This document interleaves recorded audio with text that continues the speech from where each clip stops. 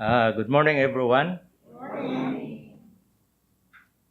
This is the first time that I have given chance to talk with you. Baptism by fire. The title of my message today is Loving Well is the Essence of True Spirituality. Where's my note?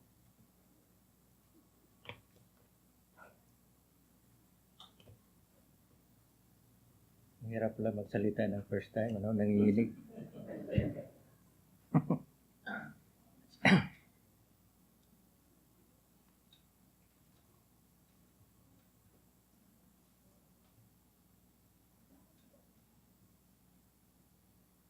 Loving well is the goal of the Christian life. But this is easier in our dreams than in practice. So, gusto nating magbigay ng pag-ibig sa karamihan, pero usually mas madali siya sa isipan, pero mahirap sa gawa. It requires that we grow into emotional adulthood in Christ, which is the rewards of which are rich beyond measure. But why is it very difficult to achieve this goal? Now, let's look at our text. Luke 10, starting with verse 25. On one occasion, an expert in the law stood up to test Jesus. "Teacher," he asked, "what must I do to inherit eternal life?" "What is it written in the law?" Jesus replied. "How do you read it?" He answered, "Love the Lord your God with all your heart, and with all your soul, and with all your strength, and with all your mind, and love your neighbor as yourself." Jesus said, "You have answered correctly. Do this and you will live." But he wanted to justify himself. So he asked Jesus, "And who is my neighbor?" Sometimes, mga kapatid, we have our own standards. And sometimes we try to impose our standards to some other people.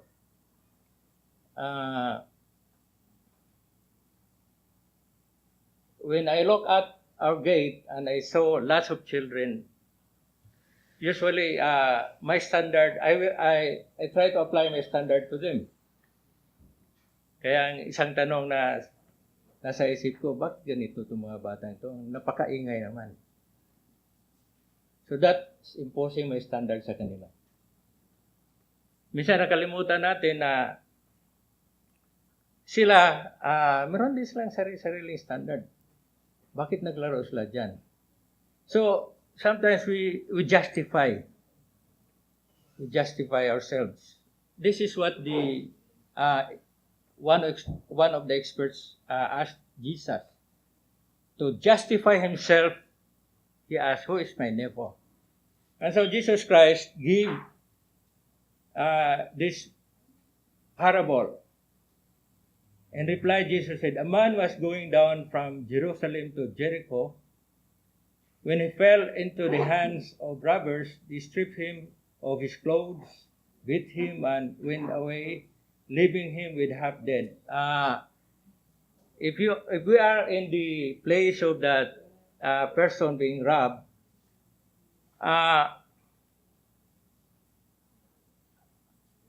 I'm sure that lots of emotions na naramdaman natin sa sarili natin na hindi natin ma-express. Sakit, galit, gusto makabawi. Now, ang topic natin ngayon, mga kapatid, is tungkol sa maturity in our emotion.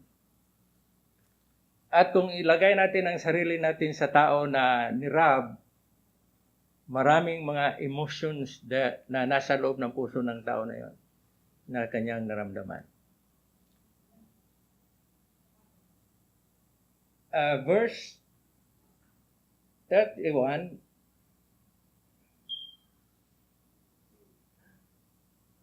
a priest happened to be going down the same road, and when he saw the man, he passed by on the other side. Ano kaya ang pakiramdam ng priest na yon nung nakita niya ang yung nirab na tao? Takot, pandiri, kasi umiwas siya eh.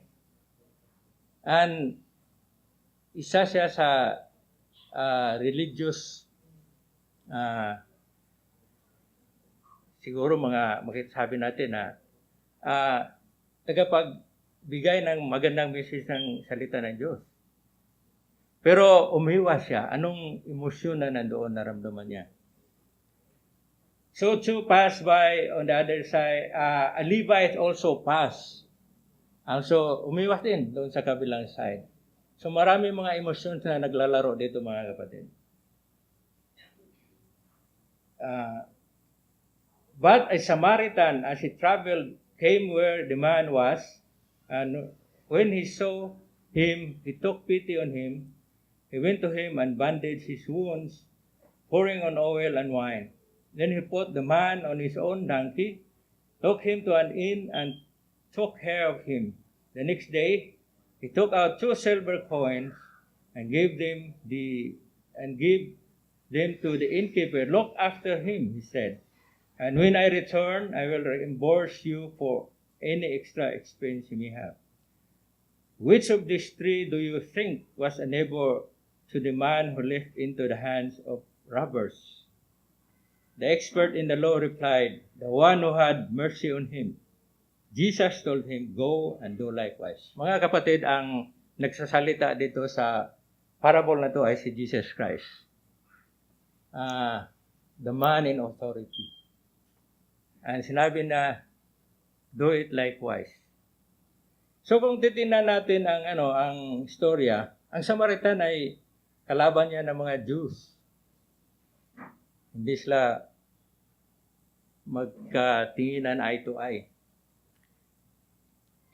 And I'm sure that, hindi naman sinabi dito, pero yung nirab ay, palagay ko, Jew yun eh. Kasi from Jerusalem to Jericho, that's 17 miles na travel, then 2,500 feet high and 800 feet below sea level. So, maraming ups and downs na lakaran mo dyan. Pero only the Samaritan, who is the enemy of the Jew, who has the love to care for that robbed person. So, ano din kaya ang emosyon na nandoon sa puso ng Samaritan? Alam niya, kalaban to, pero he took her, the robbed person.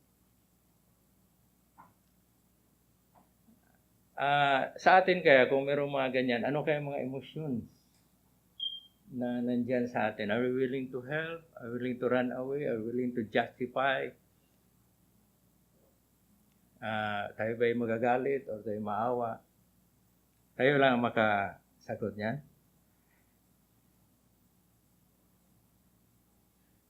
So, why is it very difficult to achieve that goal? Sa Luke 10, nakita natin yung loving well, expression of loving well na pinakita ng Samaritan. But there is a problem of emotional immaturity to each one of us, mga kapatid. Many people know the truth of the Bible relatively well. They can recite many of the 10 commandments and articulate key principles for Christian living. They believe wholeheartedly they should be living them. The problem is they don't know how. And let's have another story. The following is one simple common illustration or scenario. Jessica is a gifted manager in her company. She has been a Christian for 15 years, loves spending time with God. When the vice president of her company was making schedules for managers to meet with clients out of town, he asked Jessica to pick the week she would prefer to travel over the next 3 months. So meron silang visiting sa gagawin. Pinuntahan siya ng BP, inimbita siya. Within the week, Jessica emailed him the dates and eagerly awaited his confirmation. So excited siya, no? That's one of the emotion na nandiyan sa kanya. Masaya siya, very excited. None arrived. Jessica called his office the following week. His administrative assistant answered, "Well, according to the schedule I have in front of me, the next 3 months are all full," she said. "I guess this means he doesn't need you right now, but thanks for calling." So, anong naramdaman ni Jessica? Jessica sat stand in her chair. "Thank you," she replied robotically and hung up. For the next 2 weeks, Jessica wrestled with God and herself. She asked God for forgiveness for the anger she was feeling. She tried to figure out why the vice president had changed his mind. She humbled herself to God. She cried out in prayer for love toward her co-workers. She lost sleep. So, nung inimbita siya ng vice president, so meron siya expectation na hindi na-meet yung expectation. So, nagkaroon siya ng assumption and misinterpretation. So, nasama na dito ang God. Lumabas na yung mga nasa puso niya, galit siya. Finally, she concluded God was dealing with her stubborn self-will. So, yun isa yung assumption niya, no? Minsan, pag mayroong nangyari sa atin na ganyan, nag-assume din tayo ng ganyan. Galit ang God sa akin. Siguro, punishment niya to. Ito yung naramdaman ni Jessica. Over time, Jessica distanced herself from the vice president and other managers, avoiding them whenever possible. During the next 2 years, she worked hard, but she felt like she had hit a ceiling in how far she could go with this company. Eventually, she took a position with another company.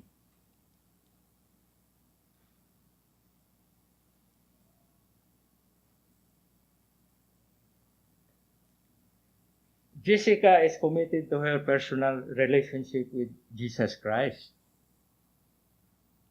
She practices spiritual disciplines. The problem, however, is that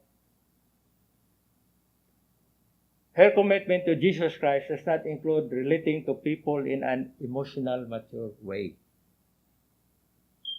So, matagal na siya, 15 years na siya sa church. Tapos yun, pares natin nag-pray every day. Practice spiritual disciplines. Pero ang isang problema is her commitment to Jesus Christ does not include relating to people in an emotional, mature way. Instead, she misapplies biblical truth and follow, kaya nagkaroon siya ng mga assumption. Most probably, the relational skills learned unconsciously in her family as she grows up, no? So, meron tayong environment na na-expose tayo, na lumaki tayo. At saka yung environment na yan, nag-grab yan sa atin, dinadala natin yan hanggang lumaki. And it became a part of us.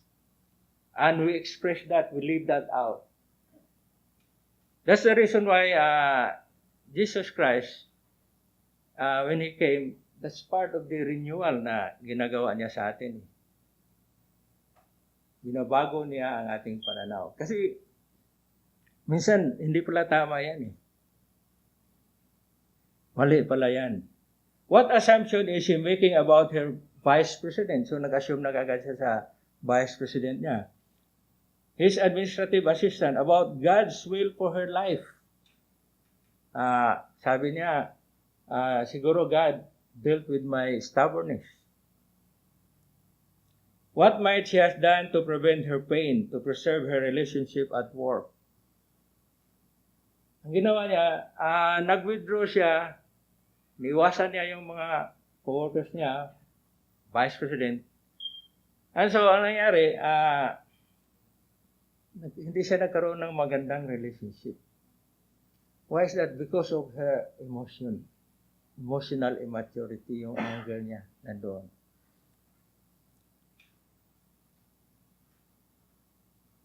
We learn many skills to be competent in our careers and at school. We don't learn, however, the skills necessary to grow into emotions. So, kasi sa school, walang lessons about emotions, about growing maturely in our emotions.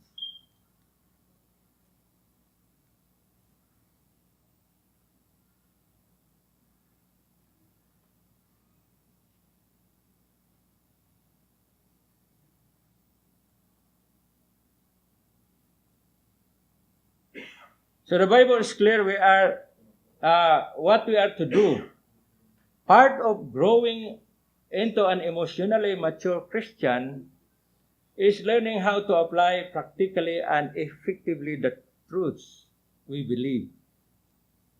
So, to grow maturely, mga kapatid, is to practice kung anong truths na binigay sa atin in the Word of God.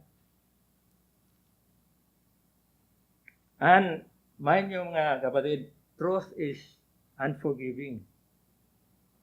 Kasi kung anong totoo, tapos baliwalain natin yan, the consequences of that talagang will suffer. How can I be quick to hear and slow to speak? Nasa scripture yan ha mga kapatid. How can I be quick to hear and slow to speak? Minsan, mas mabilis tayong magsalita kaysa makinig. So, magkaroon ng problema pagdating dyan sa bagay na yan. How can I be angry and not sin? Sabi sa scripture, be angry and sin not. Don't allow the sun to go down in your anger. Huwag daw paabutan ng umaga. Bakit?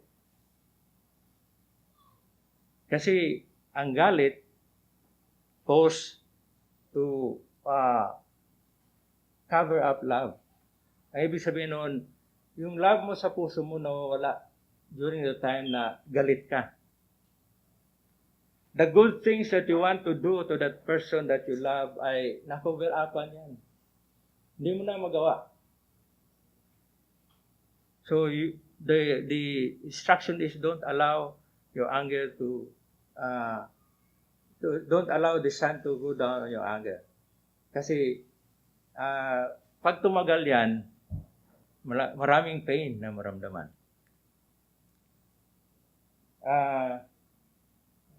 Alam ko, nasubukan nyo ng magkagalit sa mag-asawa. Ang mag-asawa, magkaroon ng trouble sa family. Normal yan.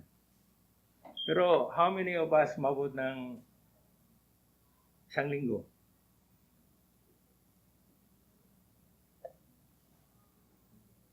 Sa akin mga kapatid,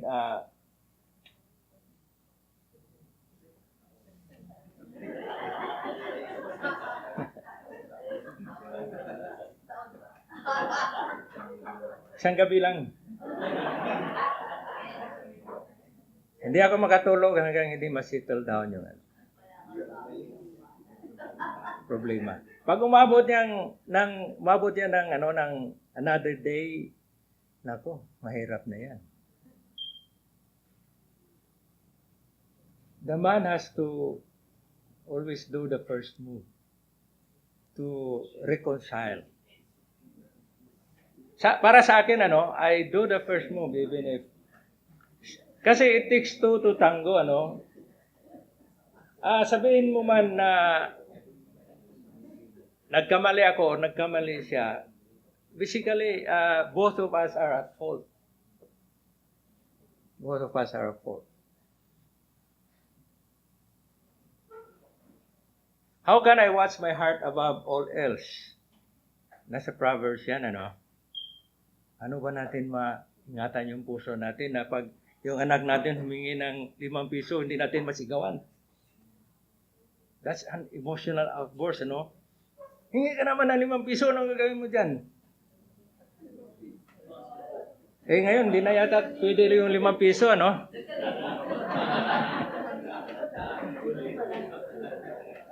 How can I speak the truth in love? Yun yung sinabi ni Brother Manny, ano? Pag nakita yung kapatid natin na gumawa ng hindi maganda, to have peace, paano natin masabi sa kanya yung truth? Na hindi masisira yung relationship, pero hindi na dapat mapabayaan kasi by just being quiet, it also destroys other relationship. So basically, pag may nangyayari, marami talaga ang masagasaan. Maraming masasaktan. How can I be true peacemaker? Ito yung pinakamabigat sa atin, ano? Kasi lalo na pag kaibigan mo, tapos sabay,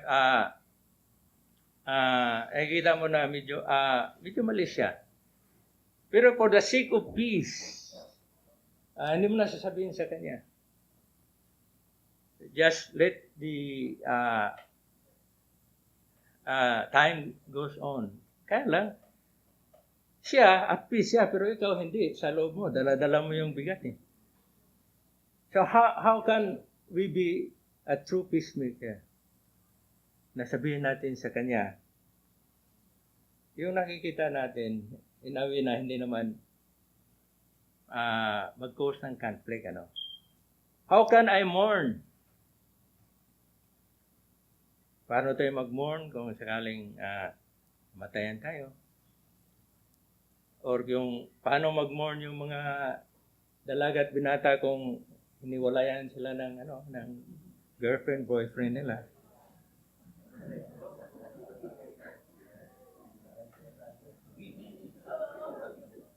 Paano ba kaya mag-mourn? How can I not bear false witness against my neighbor? Ay, maraming chismis dito eh. Ano bang parameter, boundary na hindi na falsehood yung sinabi natin pag pinag-usapan natin yung neighbor natin, ano? Our neighbor can be our wife, our kids, our parents, cousins, or yung kapitbahay natin dyan. How can I get rid of all bitterness, rage, and envy? Mahirap yata ito Kasi lalo na pag napakan ka, galit ka, bitter. Nasubukan ko na ito mga kapatid. And the way to deal with it is to talk to the person. Dahil pag hindi mo gagawin talaga yan, tatagal pa yung sakit at saka bitterness, saka galit.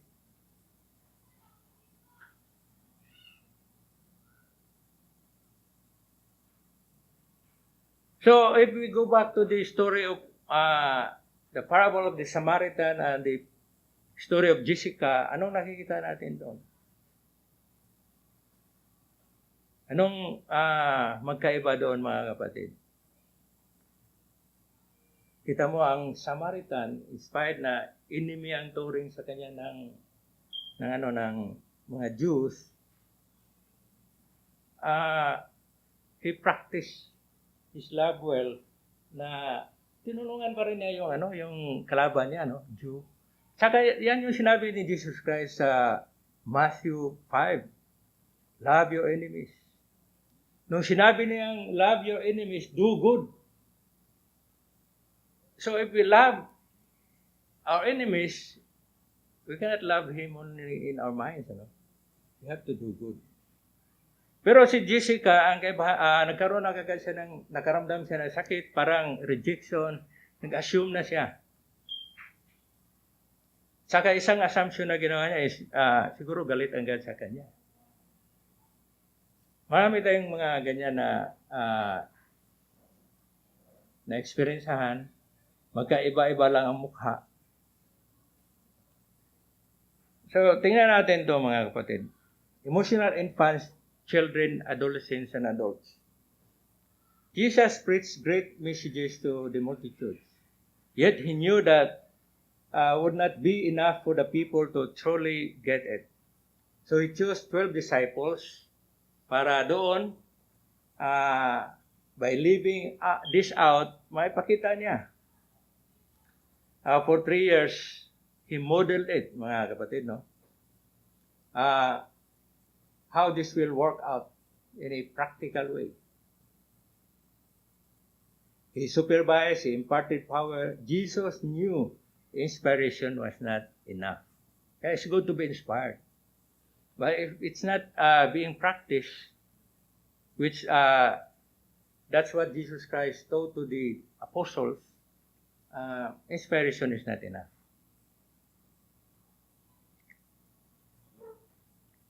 So let's look at this. Saan tayo kaya dito? Emotional infants. Emotional infants look for others to take care of them. Have a great difficulty entering into the world of others. Are driven by need for instant gratification. Mabigyan mo lang ng ang bata, pag mabigyan mo ng candy, tuwa na siya. No? Bigyan mo ng cake, okay na. Use others as objects to meet their needs. Pero dito mga kapatid, pinag-usapan natin dito, hindi na bata, ha? Infants sa emosyon, pero adults na to. Meron sinabi dito na, yung writer nagsabi niya, we grow chronologically in adulthood, but sometimes we are infants emotionally. Bless mo. Emotional children are content and happy as long as they receive what they want. Have great difficulty calmly discussing their needs and wants in mature, loving way. Saka mababasa nyo dyan. Naranasan natin ito mga kapatid. Tayo lang magkapagsabi kung saan tayo dyan. Emotional adolescent. Yan. Threatened and alarmed by criticism, keep score, para makabawi, deal with conflict poorly. Pero ito yung ito yung mature. Emotional adults are able to ask for what they need, want or prefer, clearly, directly, honestly. Ito yung emotional adult. Mature. Give people room to make mistakes and not be perfect.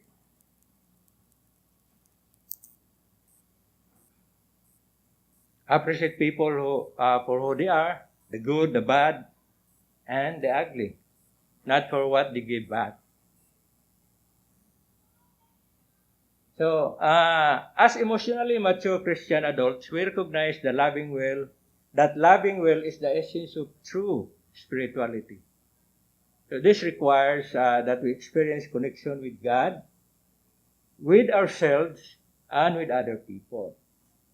So, huwag nating iwanan yung ibang tao. Kasama sila. As we commune with God, kasama din yung ibang tao doon. God invites us to practice His presence daily in our lives. At the same time, He invites us to practice the presence of people. Within an awareness of His presence in our daily relationship, the two are really brought together. So sa practice natin mga kapatid, ito yung ginawa ni Jessica eh. Nakipag-engage siya sa God, pero hindi natin sinama yung tao. So walang kailangan na skill dyan.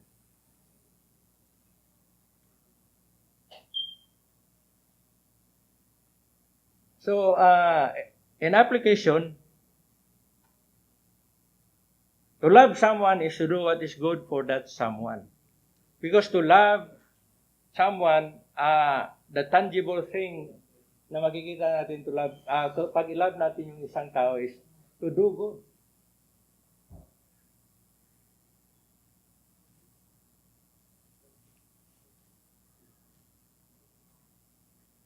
To love your wife or husband is to do what is good for your wife and husband.